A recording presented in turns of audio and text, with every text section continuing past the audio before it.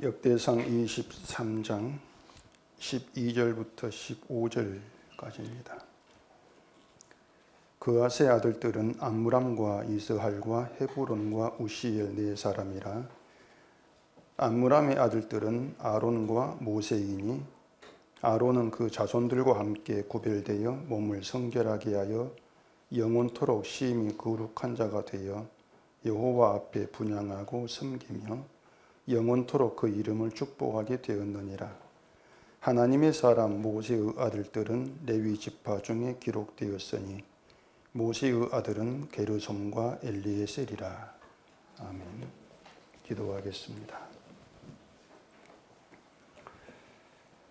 하나님께서 우리에게 왜 먼 옛날의 구약 이야기를 남겨놓으시는가를 이 시간 깨달아 알게 하시고, 이 말씀 속에 담겨있는 하나님의 깊으신 그 뜻, 그리고 그 뜻이 어떻게 십자가로 연결되어 있는가를 명백히 알고 돌아가는 저희가 되게 하시옵소서. 예수님 이름으로 기도합니다. 아멘. 오늘 본문에 모세와 아론의 이름이 나옵니다. 우리가 잘 알고 있는 그런 인물인데, 먼저 좀 의문을 가질 필요가 있는 것이, 우리가 이 모세와 아론 이런 사람들을 왜 알아야 하느냐 하는 것입니다. 아론은 이스라엘의 제1대 초대 대제사장입니다. 모세는 이스라엘을 애굽에서 이끌고 나온 지도자이면서 시내산에서 하나님을 만났고 율법을 받아서 백성들에게 전하고 가르친 그런 인물입니다. 그렇게 보면은 모세와 아론은 이스라엘 백성들에게야 거의 신적 존재로 높임받고도 남을만 하다, 그렇게 얘기할 수가 있습니다. 모세와 아론의 후손들이 이스라엘이니까 그들을 위대한 조상으로 높이는 건 당연한 그런 얘기죠. 그런데 우리는 아니지 않냐는 것입니다. 지금 TV 드라마에서 강감청 장군 이야기가 방영되고 있고, 또 며칠 후면은 이순신 장군 노량 전투가 이제 영화로 개봉된다고 하는데, 그분들 이름이야 우리에게는 위인이죠. 위인이고 영웅으로 높임받고 있죠. 그런데 지금 이스라엘 사람들에게 강감찬, 이순신 얘기하면 몰라요. 모르고 관심도 없단 말입니다. 세종대왕 우리 갈 필요가 있는가? 그렇게 나올 게 뻔하죠. 그들은 한국 사람이 아니니까, 그들 역사도 아니니까 사실 들을 필요도 없고 알 필요도 없어요. 그러면 우리가 이스라엘 사람도 아닌데 모세, 아론, 또 레위 지파 이런 사람들 이야기를 왜 굳이 들어야 하느냐고 하는 것이죠. 아마 기독교인들 가운데 있는 그런 생각을 하는 사람들이 이제 많을 거예요.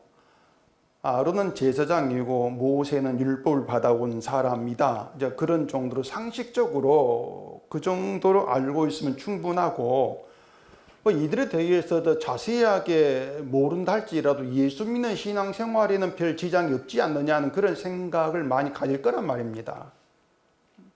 이게 뭔가 하면은 결국 사람의 그 성경 보는 시각이 자꾸 구약과 신약을 따로 떼어놓고 보려고 하는 것이에요. 그런 습성이 좀 있습니다. 목사도 구약에는 그렇게 관심을 두지를 않습니다, 사실은요. 관심을 둔다 할지라도 어떤 뭔가 교훈이 될 만한 그런 내용만 따로 뽑아가지고 설교하는 그런 정도이고, 나머지는 그냥 성경에 있는 역사 그 정도로 알고 있으면 된다는 그런 생각인 것이죠.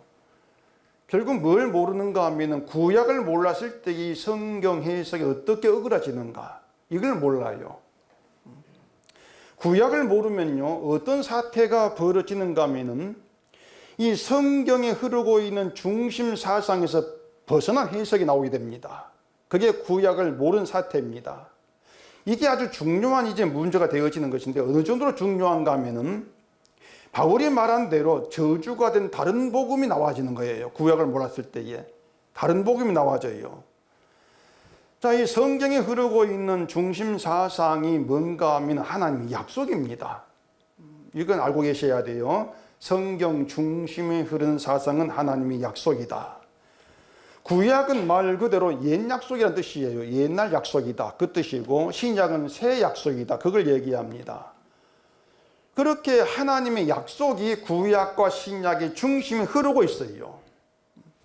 그런데 구약을 무시하고 구약에 관심을 두지를 않으면은 하나님의 약속이라는, 옛 약속이라는 그 하나의 사상이 묻혀버립니다. 그리고 옛 약속 없이 바로 신약, 새 약속이란 것으로 바로 통과해 버리죠. 그런 가운데에서 인간이 살아있는 해석이 나와지는 것이에요. 반대로 하나님의 약속이 살아있는 해석은 어떤 해석이냐면은 인간은 죽은 자로 나옵니다. 그렇게 달라집니다. 약속이 묻혀버리면 인간이 살아있는 해석이 나오고, 하나님이 약속에 살아있게 되어지면 인간은 죽은 자로 나온다는 것이에요. 자, 하나님 이스라엘에게 율법을 주시고 그 율법을 지켜 행하면 복을 주신다, 이렇게 말씀을 했습니다. 그게 옛 약속이에요. 율법을 주셨어요. 이걸 지켜 행하면 복 주겠다, 너희를 지키겠다, 이게 옛 약속이란 말입니다. 근데 이스라엘은 그 옛 약속을 지키지를 못하고 실패를 했습니다. 그렇게 실패한 이스라엘에게 하나님이 맺으신 것이 새 약속이에요. 그러면 새 약속은 하나님 말씀을 지켜 행하라, 그건 옛 약속과 달라야 되겠죠. 같으면 안 되지 않습니까? 달라야만이 새 약속이에요. 제가 역대상을 하면서 몇 번 확인해 본 성경 구절인데 오늘 다시 또 보십시다. 예레미야 31장입니다. 예레미야 31장 31절입니다. 여호와의 말씀이니라. 보라, 날이 이르리니 내가 이스라엘 집과 유다 집에 새 언약을 맺으리라. 이 언약은 내가 그들의 조상들의 손을 잡고 애굽 땅에서 인도하여 내던 날에 맺은 것과 같지 아니할 것은 내가 그들의 남편이 되었어도 그들이 내 언약을 깨뜨렸음이라. 여호와의 말씀이니라. 그렇게 되어 있습니다.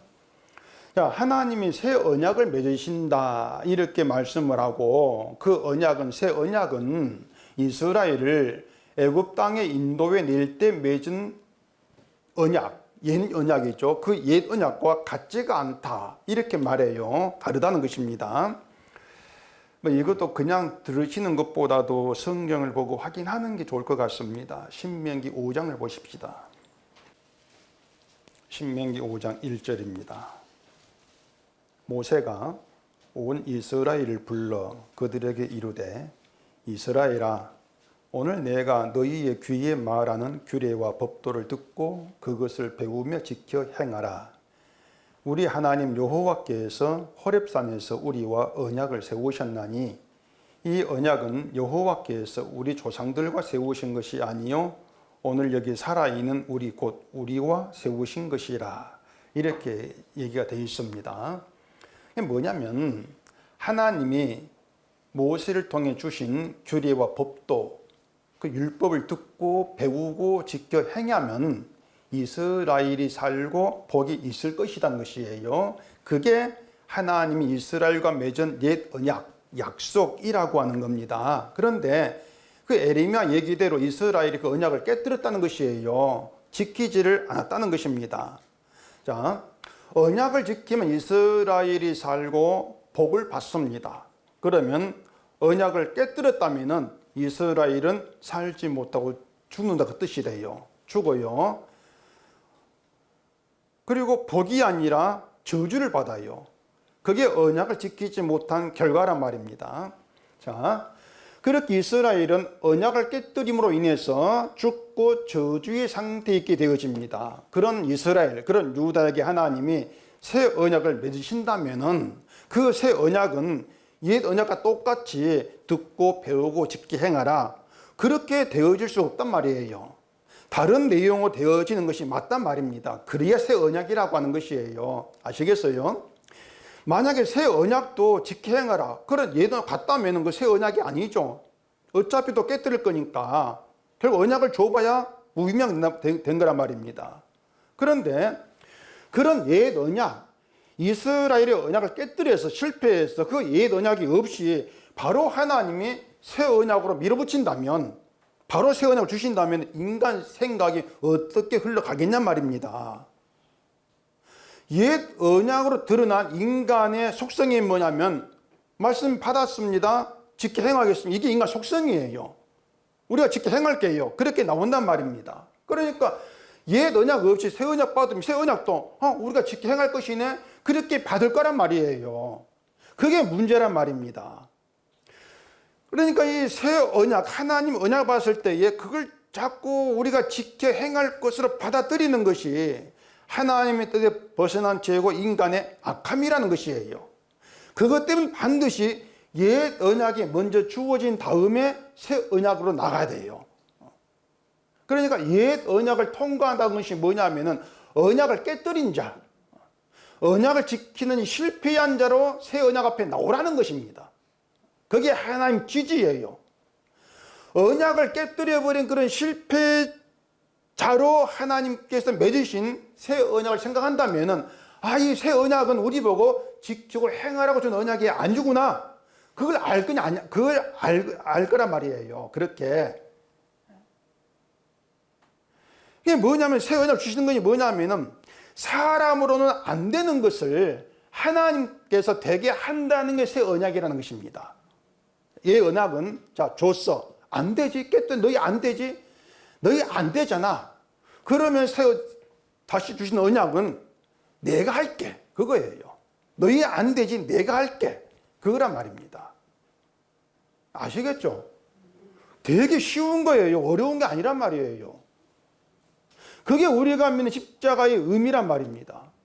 그래서 새 언약의 완성을 말하는 십자가는, 거기 십자가에는 지켜 행한 복 받고 산다, 이게 없어요.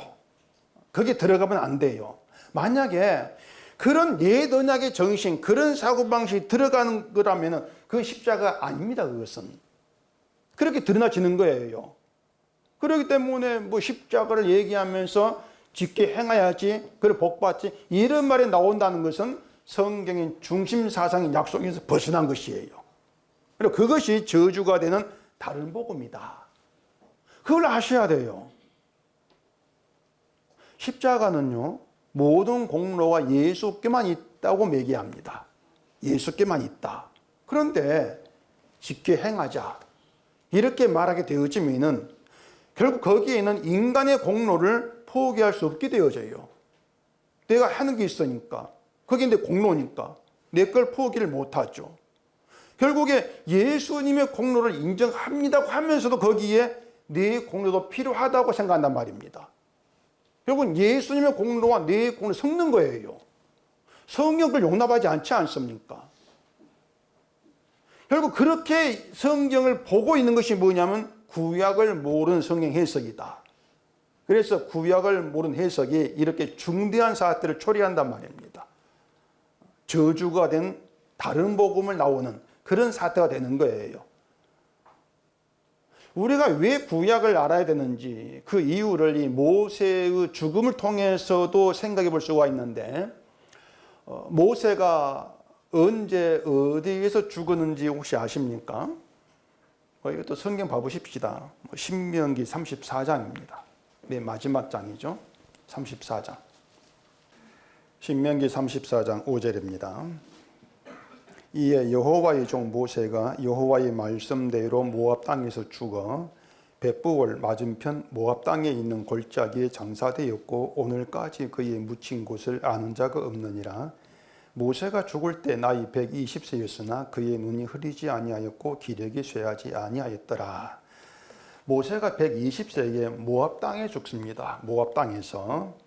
그런데 여호와의 말씀대로 모압 땅에서 죽었다, 이렇게 말해요. 여호와의 말씀대로. 그 여호와의 어떤 말씀인가 하면은 그 앞에 그 32장 52절에 보면은 내가 비록 내가 이스라엘 자손에게 주는 땅을 맞은편에서 바라보기는 하려니와 그리로 들어가지는 못하리라 하시니라, 그 말이 있습니다. 그 말씀대로 모세가 모압 땅에서 죽은 거예요. 하나님 주시는 약속의 땅을 그 맞은편에서, 요단강 건너 맞은편에서 그냥 바라보기만 하고 들어가지를 못한다는 것입니다. 그 약속의 땅 맞은편 땅이 모압 땅이거든요. 자, 이 말씀대로 하나님 모세에게 약속의 땅을 그냥 보여주기만 하고 들어가지 못하게 죽게 합니다. 그 모세가 죽을 때 나이가 120세인데 뭐라 되어 있습니까? 눈이 흐리지 않고 귀로도 새하지 아니했다 이렇게 말합니다. 이 말이 뭐냐면은 육신의 상태로 죽을 때가 아니라는 것이에요. 그렇죠? 만약 육신이 죽을 때가 되었으면 눈이 흐리고 귀력이 새했다 이렇게 나와야 되는데 눈이 흐리지도 않고 저보다 좋아요. 눈이 흐리지도 않고 귀력도 팔팔하단 말입니다. 육신이 죽을 때가 아닌 거예요.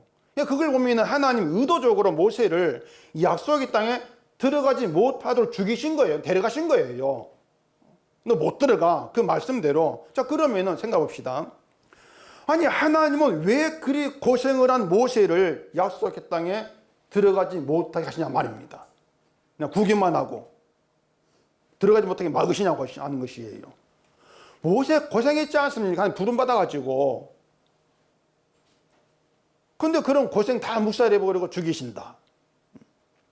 그 이유에 대해서 일반적으로 가장 많이 말하는 것이 모세가 반석을 2번 쳐서 물이 나오게 한 그 사건을 얘기합니다.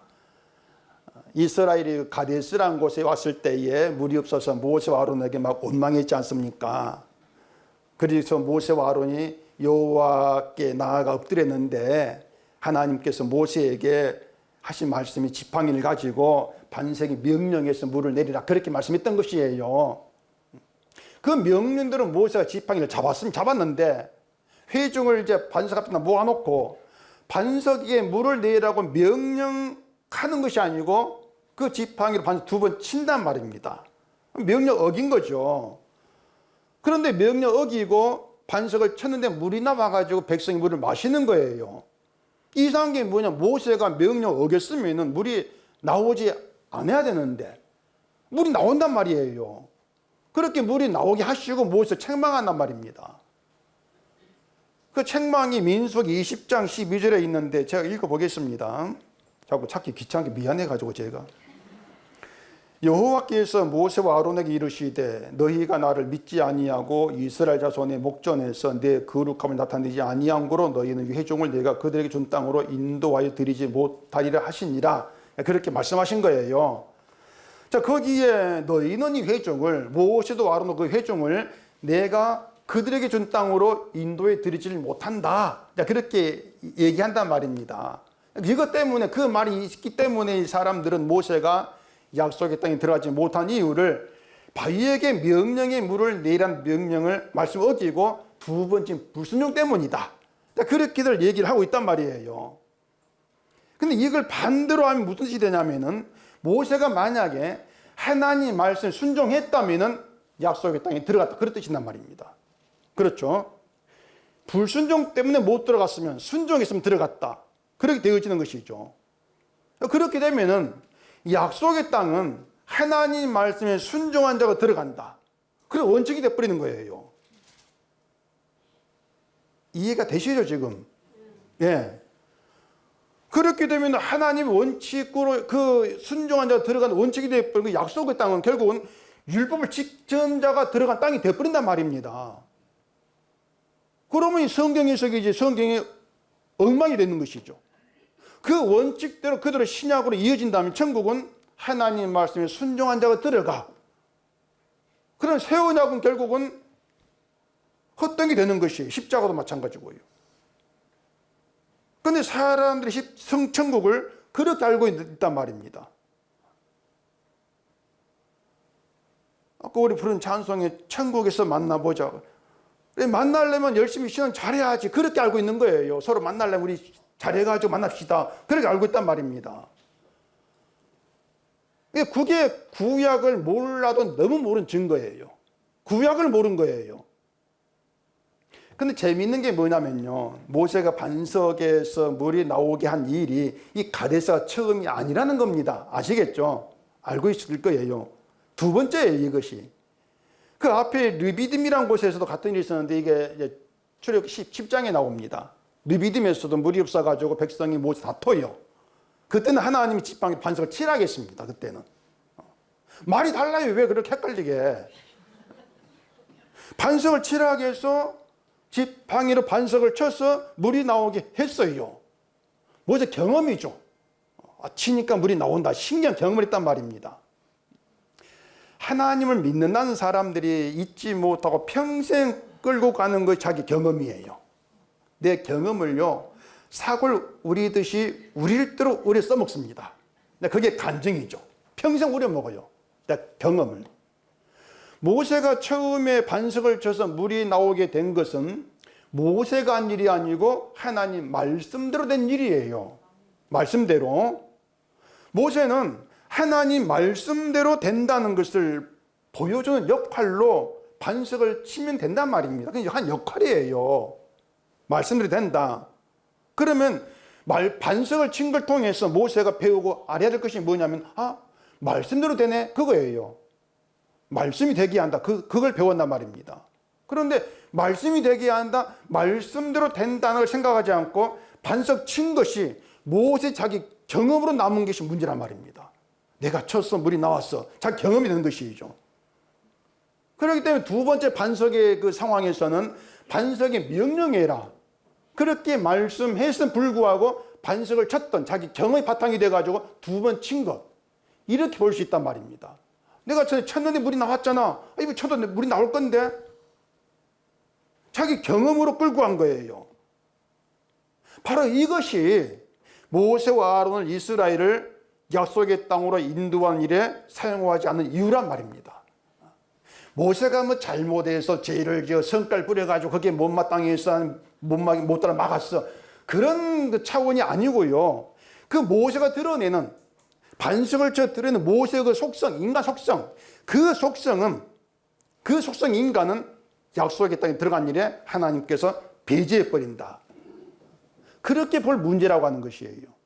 결국 이게 뭐냐면요, 하나님의 약속의 땅이라고 하는 그 특별한 곳, 그 특별한 곳은 사람이 내가 한 일, 내 경험을 앞세워 들어가지를 못하는 것입니다.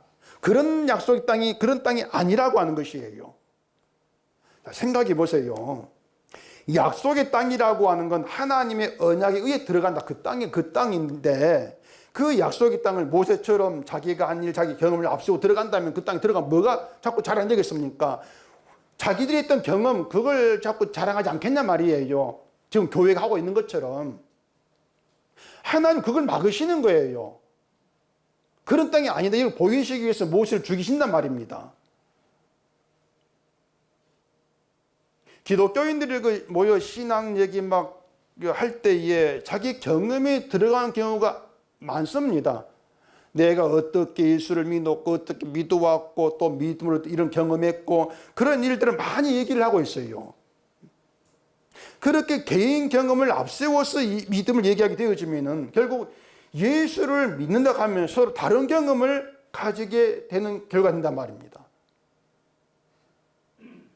그리고 경험의 차이가 결국 믿음의 차이가 되는 결과가 되어버리는 것이죠.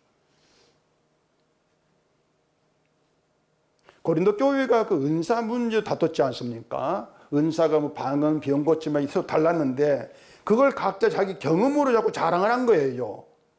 나는 방언 경험이 있고 나는 무슨 병 고침 경험이 있고 자기 경험을 자랑한단 말입니다. 그렇기 때문에 누구의 은사가 더 좋은가 이렇게 경쟁하게 된 거예요.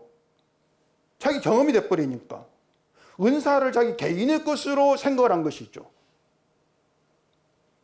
그러니 좀 더 좋은 은사를 경험했으면 믿음이 좋은, 그렇게 이제 구분하려고 하다 보니까는 누구 은사가 더 좋고 더 나은가 그렇게 따진단 말입니다. 그런 교회에 바울이 한 말은, 은사는 여러 가지나 뭐는 같다고요? 성경 안 보시구나. 좀 보셔야 되는데. 성령은 같다. 성령 같다는 것이에요. 그게 무슨 말이냐면 은사는 개인의 것으로 각자 주어지는 것이 아니고 성령에 속해서 성령으로 나타난 것이다. 그래, 은사가 종류가 다른, 이게 중요한 것이 아니고 성령에 속해서 성령으로 나온 게 이게 중요하다. 그게 바울이 말하는 말입니다. 때문에 사람이 어떤 은사를 받아가지고 경험을 한다 할지라도 그걸 자기네 개인 것으로 말할 수 없어요. 성령 나온 것이기 때문에. 그래, 성령 하나 이렇게 말한 것이란 말입니다. 모세도 광야에서 많은 기적을 경험했죠. 홍해를 갈라져서 건넜고, 이 모세가 한 일이거든요.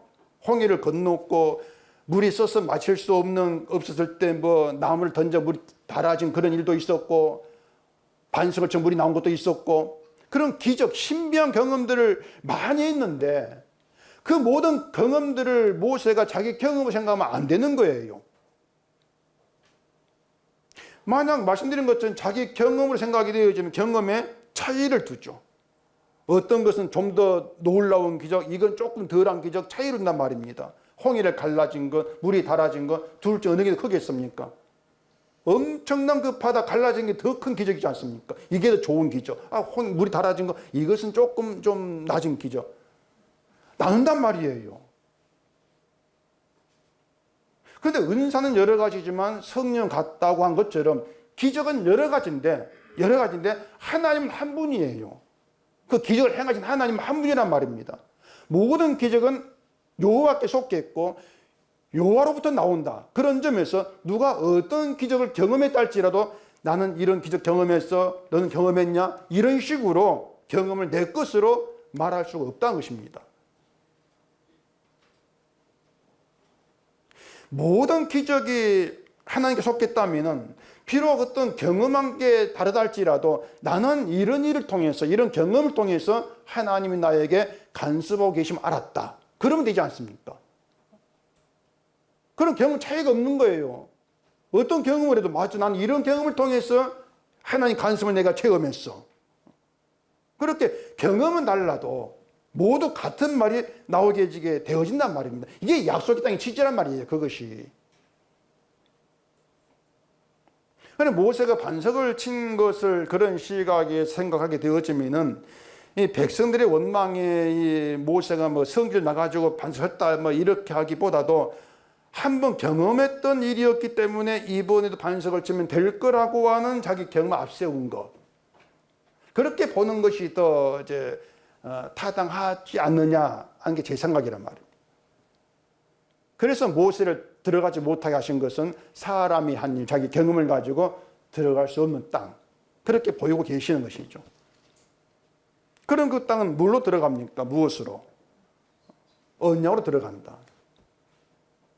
약속으로 들어간다는 것이고, 그것이 언약으로 오신 예수 그리스도로 들어간다는 걸 얘기하고 있단 말이에요. 그게 성경이에요. 그렇기 때문에 구약을 통해서 신약을 보게 되어지면 인간은 빠져야 되구나. 이걸 알 수밖에 없어요. 그 분명히 나오거든요. 인간은 빠져야 되구나. 내가 아닌 내 경험은 다 빠질 문제구나. 엄마가 수제비 한다고 밀가루 반죽하고 있는데 아이가 와가지고 나도 거들게 그러면서 엄마가 그래 거들 하겠습니까? 저리가 하는 것이. 이거 거두는 게 무슨 도움이 되겠어요? 넌 지금 놀고 있다가 다들 와서 먹어. 먹으면 되는 거예요. 그게 우리 입장이란 말입니다. 하나님 저도 좀 해볼게요. 뭐 하려고 해볼 게 하는지 모르겠어요. 하나님이 하신다는데 와서 좀 거들어 그러면 몰라요. 근데 그게 없어요. 성경에는 와서 네가 좀 해라. 해는 실패했단 말이에요. 그래 안 되잖아. 내가 할게. 너는 와서 나중에 먹으면 돼. 그게 성경이란 얘기란 말입니다. 근데 성경 앞에서 우리는 그런 입장이 있는 거예요. 좀 더 편하게 말하면 놀고 먹자 겁니다. 놀고 먹자. 그런 점에서 이렇게 구약을 우리가 좀 펴놓고 성경을 보게 되어지면은 정말 이 수많은 교회에 수많은 설교가 있지만은 그 설교들을 한마디로 요약하자면 구약이 없다 이렇게 말할 수 있습니다. 구약이 없어요. 제가 뭐 심심할 때마다 이런저런 사람 설교를 조금 들어보지만 구약이 없어요. 한마디로 말하면은. 물론 구약을 본문으로 설교하기도 하죠. 구약이 본문인데 구약이 없어요. 참 신기한 일이에요. 모세와 아론은 유대인들에게는 신앙의 중심입니다. 중심이 근본이에요. 모세와 아론이. 율법과 성전이 유대 신앙을 지키고 유지하는 힘이죠. 근데 율법은 모세입니다. 모세 율법이고 성전은 아론을 얘기해요. 아론이 제사장인데 제사장이 없으면 성전은 그냥 건물이에요. 한 무용지물이에요. 그래서 모세, 아론이 유대인에게는 자기들이 하나님 믿어왔던 신앙의 모든 역사를 의미한 그런 이름이란 말입니다. 그렇게 신앙 역사가 탄탄한 유다를 완전히 뭉개뜨려버리고 성전도 남아있지 않게 하신 것은 모세를 죽여서 약속의 땅에 들어가지 못하게 하신 것과 이유와 다르지가 않다는 것입니다. 인간이 한 일로는 안 된다고 하는 거죠. 모세가 유다가 무너진 속에 그게 들어있는 거예요. 인간이 한 일로는 안 된다. 그래서 유다를 심판하신 것은 죄에 대한 벌의 차원이 아니고 유다 백성이 잊고 있는 하나님의 언약을 그들에게 끄집어내서 보이기 위한 것이다. 이렇게 생각할 문제란 말입니다. 유다를 언약을 아는 백성이 되게 하셔서 함께 하시겠단 말이에요. 하나님 함께할 백성은 그냥 이스라엘이 아니고 언약을 아는 이스라엘입니다. 그들이 함께 하시는 거예요. 언약을 안다는 것은 나로는 안 됩니다. 그 정신이 있어야 한단 말이에요. 하나님으로만 됩니다. 그게 하나님이 내 백성 인정하시는 글이란 말이에요.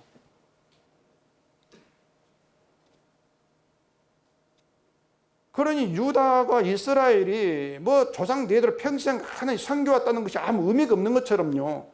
우리가 교회를 다니고 교회 와서 뭐 했다는 거 의미가 없어 사실은요. 그걸로 어떤 성도란 인정을 받지를 못해요.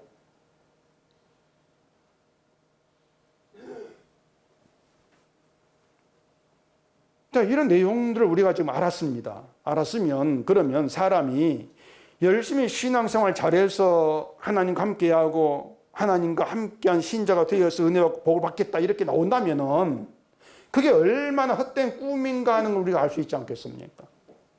정말 헛된 꿈이에요. 그래서 모세로도 안 되고 아론으로도 안 되고 레이지파로도 안 되는 거예요. 근데 본문에서는 또 아론이 없으면 안 되는 것처럼 얘기를 합니다. 13절 봐보십시다. 아므람의 아들들은 아론과 모세이니 아론은 그 자손들과 함께 구별되어 몸을 성결하게 하여 영원토록 심히 거룩한 자가 되어 여호와 앞에 분향하고 섬기며 영원토록 그 이름으로 축복하게 되었느니라. 자, 이것은 아론과 뭐 그의 자손이 특별하다 그런 뜻이 아니고요. 아론으로 시작해서 이어지는 대제사장 그 직이 특별하다 이걸 얘기하고 있는 것입니다. 제사장이 하는 일은 속죄를 위한 것이거든요. 속죄. 그럼 속죄는 뭐냐? 말 그대로 죄를 속해주는 것이죠. 속죄죠. 자, 그러면 보십시다. 여러분은 자, 왜 죄를 속해준다고 생각합니까? 하나님 왜 우리 죄를 속하십니까? 1번 우리를 구원하기 위해서, 2번 우리를 거룩한 자가 되게 하시려고. 몇 번일까요? 2번이죠. 구원이 아니고 우리의 거룩을 위해 속죄가 있는 거예요. 이게 킬러 문항이에요. 이건 아무도 못 풀어요. 우리를 하나님의, 우리 구원이 목적이 아니고요. 우리를 하나님의 거룩한 백성으로 만드셔서 우리가 어떻게 거룩한 백성이 되었는지 그 내막, 그걸 우리를 통해 증거하게 하시겠다고 하는 겁니다. 그것 때문에 속죄가 있는 거예요. 우리가 거룩한 성도가 된다고 하는 것은 죄 없는 희생제물의 피로 인한 죄 용서입니다. 피로 인해 속죄가 되는 것이에요. 우리의 뭐 거룩한 삶, 신앙생활 이건 뭐 먼지만큼도 들어가지 않습니다. 대제사장이 언약궤가 있는 지성소에 들어갈 때에 먼저 제 몸에 제물 피를 먼저 뿌립니다. 자기 몸에. 그러니까 저주받을 죄인이 제물의 피를 용서받은 자로 하나님 만나는 거예요. 그냥 들어가는 게 아니에요. 죄 용서, 속함받은 자로 하나님을 만난다. 하나님은 누구를 만나시는가? 죄가 속한 자. 그들은 거룩한 자니까. 거룩한 하나님, 그들과 만나신다고 하는 걸 얘기하고 있는 것이죠. 이런 내용들도 우리에게 하나같이 지금 얘기하고 있는 것이 뭐냐면 인간은 용서받아야 될 죄인이라고 하는 겁니다. 그렇기 때문에 하나님이 인정해 줄 만한 가치 있는 건 인간에게 없다는 것입니다. 제발 좀 이것을 우리가 놓치면 안 돼요. 그러니 사람이 자꾸 내가 한 일을 바라보게 되어지면은, 그걸 통해 또 내가 한 일을 보면서 내가 믿음 살고 있고 이렇게 생각하게 되어지면은, 그게 재물의 피로 인한 속죄를 모독하는 것이에요, 그것이. 그러니 그게 저주란 말입니다. 저주가 된다 이러한 그 내용들을 자꾸 늘 우리가 박혀 있는 그 행동의 의미, 하나님 믿다가 안 믿다거나 절에 가서 절한다거나 자꾸 그런 쪽으로 생각하지 마시고요. 우리가 정말 열심히 하는 신앙 생활을 알고 있는 그 속에 저주가 담겨 있다. 그게 저주로 드러난다는 사실을 우리가 눈을 떼야 한다는 것이에요. 그래서 제가 자꾸 늘 답답하다 그렇게 바라볼 수밖에 없는 것은, 이 기독교인들이 정말 자기 딴에는 열심히 믿음을 살고 있는데, 정말 믿음인데 열심히 최선을 다하고 살고 있는데, 그게 제가 볼 때는 이 성경의 저주라고 말하는 그렇게밖에 안 보이는 것입니다. 제가 잘못된 건 아니에요. 제가 잘못된 건 아니에요.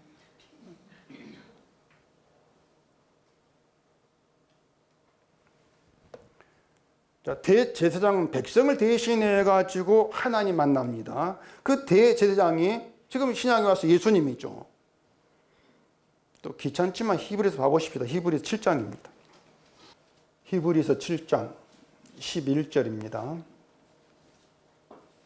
레위 계통의 제사 직분으로 말미암아 온전함을 얻을 수 있었으면 백성이 그 아래에서 율법을 받았으니 어찌하여 아론의 반차를 따르지 않고 멜기세덱의 반차를 따른 다른 한 제사장을 세울 필요가 있느냐. 제사 직분이 바뀌었은즉 율법도 반드시 바꾸어지리니 이것은 한 사람도 제단 일을 받들지 않은 다른 지파에 속한 자를 가리켜 말한 것이라. 자, 히브리서가 구약이 아닙니다. 신약이죠. 신약인데 우리가 읽은 구절 안에 무슨 우리가 신약이라고 생각되는 용어가 있습니까? 몽땅 구약 용어예요. 레위, 제사 직분, 율법, 아론의 반차, 멜기세덱.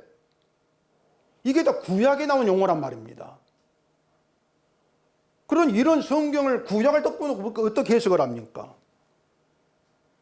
자, 레위 계통의 제사 직분으로 온전함을 얻지 못한다 그래요. 이스라엘에게 레위 계통의 제사 직분이 있었는데 그 레위 계통의 직분으로 해가지고 이스라엘도 온전함을 못 얻는단 말입니다. 그래서 멜기세덱의 반차를 따른 다른 한 제사장을 세울 필요가 있는데 그 반차를 따라온 제사장이 예수 그리스도 이렇게 말하는 것이죠. 멜기세덱은 하늘의 존재예요. 땅의 존재가 아니란 말입니다. 그리고 예수님은 하늘이 속한 직분을 가지고 제사장 직분을 가지고 오신 분이다 이렇게 말하죠. 우리가 이런 내용을 보면은 자꾸 드는 생각이 뭐냐면 하나님 뭘 이렇게 복잡하게 일합니까? 그런 생각이 자꾸 들 수밖에 없어요. 너무나 복잡해요. 일하시는 게. 애당초 레위 계통 그 제사 직분으로 온전함을 얻을 수 없다면은 아예 처음부터 멜기세덱 그 잔차를 따른 제사장을 보내면 되지 않냐 말입니다. 처음부터 예수님이 오시면 되지 않습니까? 그 말이 뭐냐 아까 얘기했죠. 구약 없이 처음부터 신약으로 시작하면 되지 않겠는가? 똑같은 거예요. 자, 앞에서 말씀드린 것이 구약 없이 성경 해석했을 때에 어떤 결과가 되는가 이거였습니다. 구약 없이 레위 계통 이런 거 다 빼버리고 그냥 곧바로 멜기세덱 반차 예수 이렇게 이어버리면은 어떻게 되겠습니까?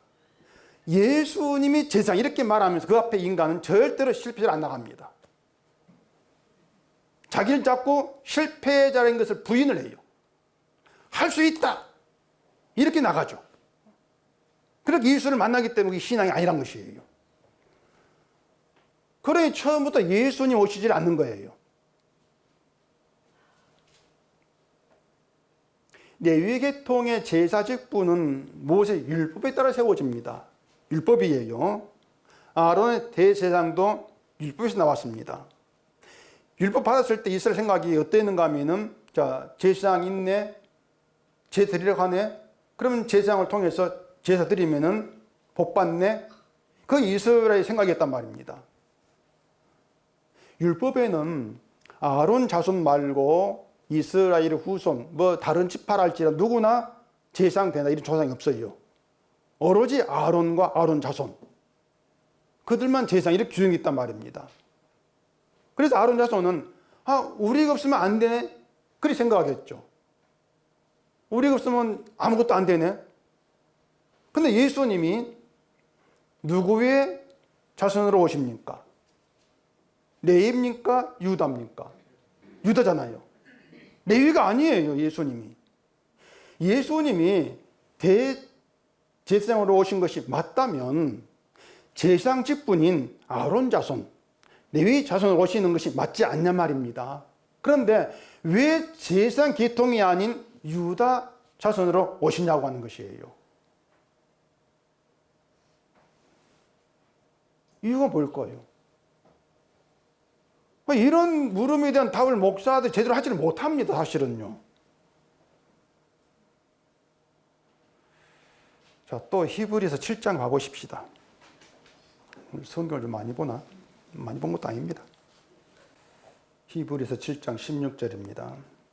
그는 육신에 속한 한 계명의 법을 따르지 아니하고 오직 불멸의 생명의 능력을 따라 되었으니 증언하기를 내가 영원히 멜기세덱의 반차를 따르는 제사장이라 하였도다. 전에 있던 계명은 연약하고 무익함으로 패하고 율법은 아무것도 온전하게 못할지라 이에 더 좋은 소망이 생기니 이것으로 우리가 하는 가까이 가느니라. 이렇게 되어 있습니다. 예수님이 레위 자손으로 오시면은 그게 뭐가 되냐면은 육신에 속한 계명의 법을 따라 오신 게 돼요.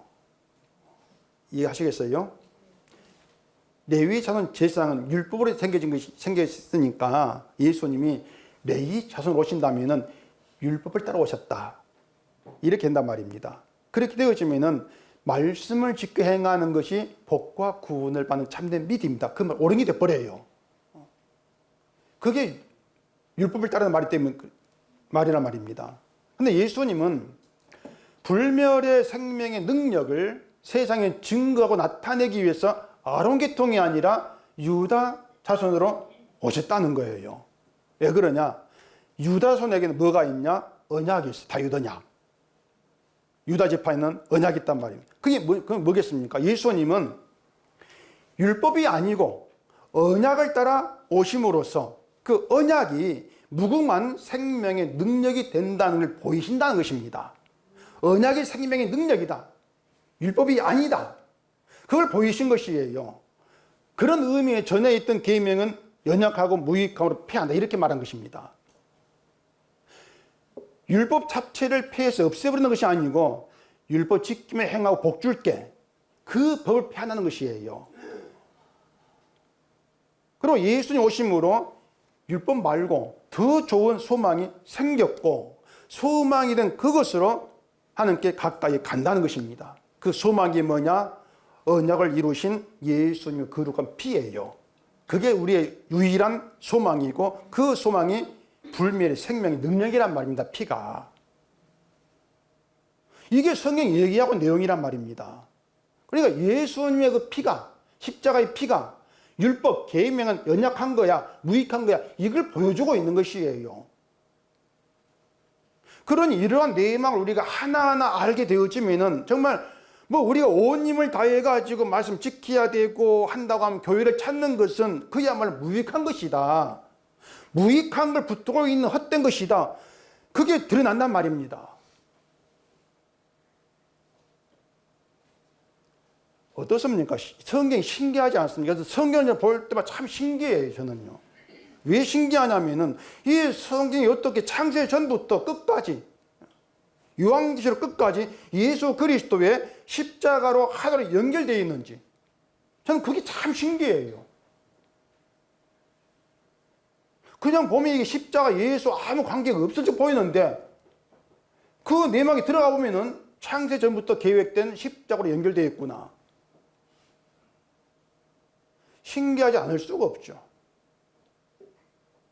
잠언도 그렇고 역대상도 그렇고 다 성경이 다 그렇단 말입니다. 그래서 모세와 아론이 등장을 하고 율법이 주어지는 이런 모든 과정들이 보여주고 있는 것은 내 힘으로서 하나님의 기대에 맞는 그런 인간이 되고자 하는 헛됨, 하나님 말씀 지키려고 하는 인간의 시도, 이건 다 무능하고 헛된 일이다. 이걸 드러낸단 말입니다.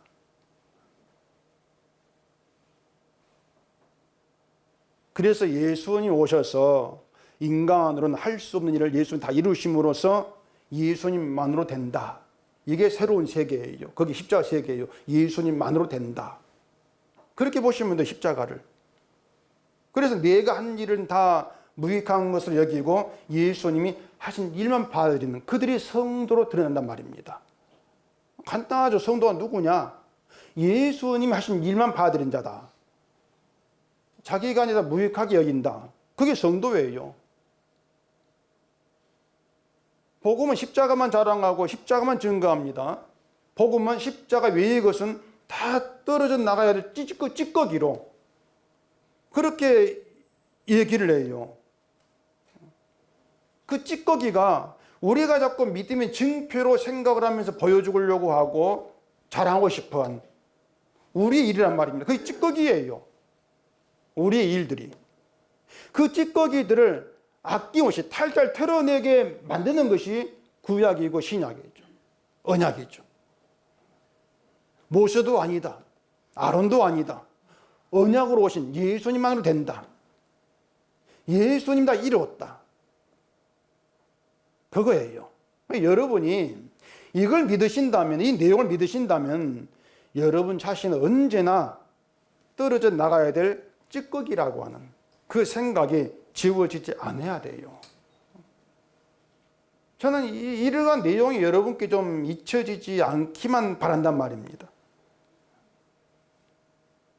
기독교인들에게 아마 아무것도 한 일 없이 구원을 받을 수 있을까 이렇게 묻는다면 아니요, 아마 안 될걸요, 이렇게 답하지 싶어요.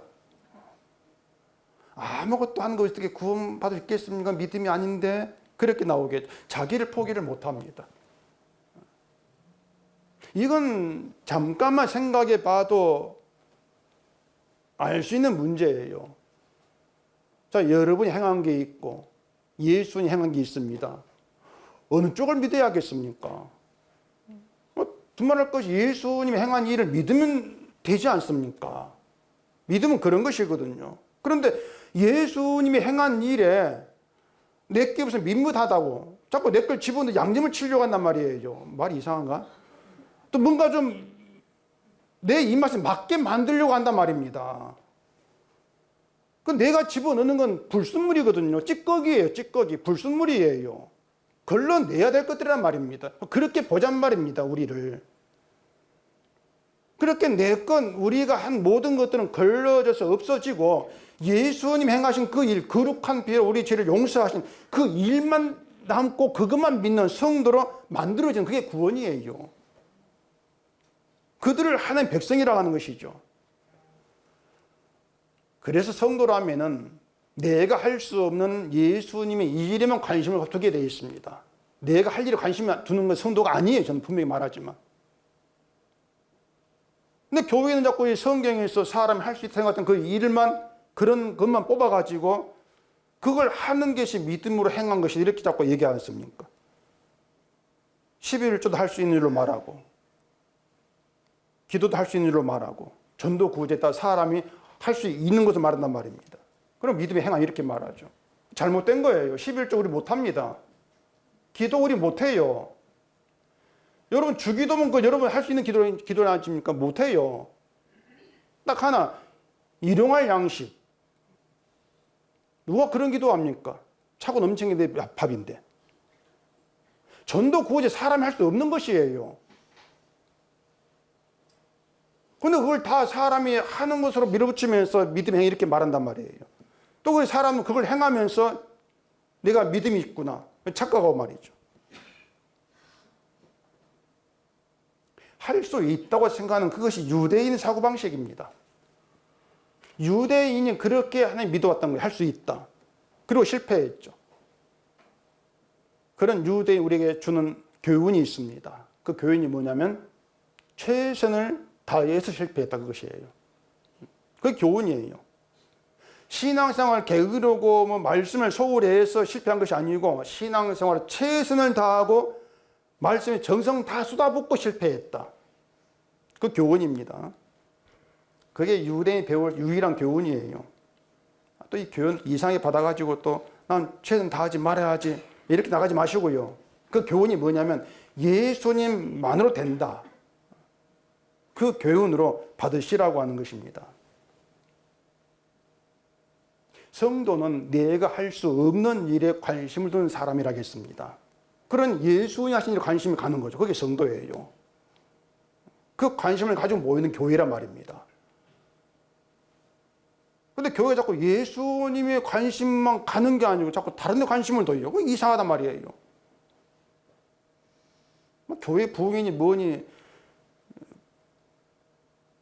그건 성도의 관심이 되면 안 되는 거죠. 그래서 교회는 사람이 할 수 없는 일, 사람으로 안 되고 예수님만으로 되는 그 일에 대해서만 얘기를 해야 되는 것이에요.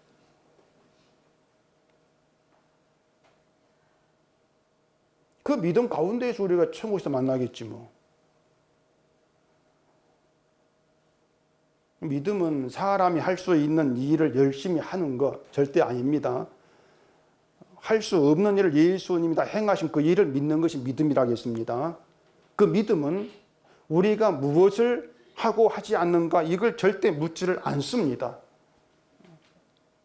다만 나 같은 자를 불쌍히 여기시고 긍휼과 자비하심으로 하나님 나라 있게 하신 붙들어 놓은 그 사랑만 생각하라고 감사하게 할 뿐이에요. 그게 믿음이에요. 우리가 내가 왜 불쌍할까 생각하지 마시고요. 계속 말씀드렸던 인간의 그 속성, 습성 절대 버리지를 못하는 자꾸 나를 바라보려고 하고 뭐가 저주인지를 모르면 저주를 당하고 있는 그런 우리의 실제 이걸 보면 정말 우리가 불쌍합니다.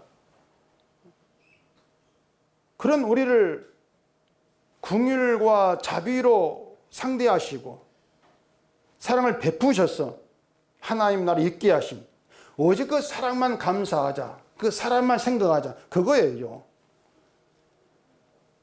그래서 저는 한편으로는 여러분이 신앙생활 정말 최선을 다하고 노력하고 살아봤으면 좋겠어요.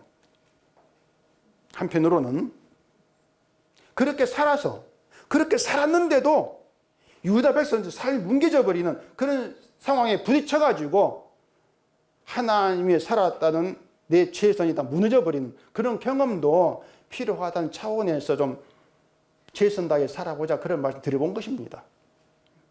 말은 안 되겠지만은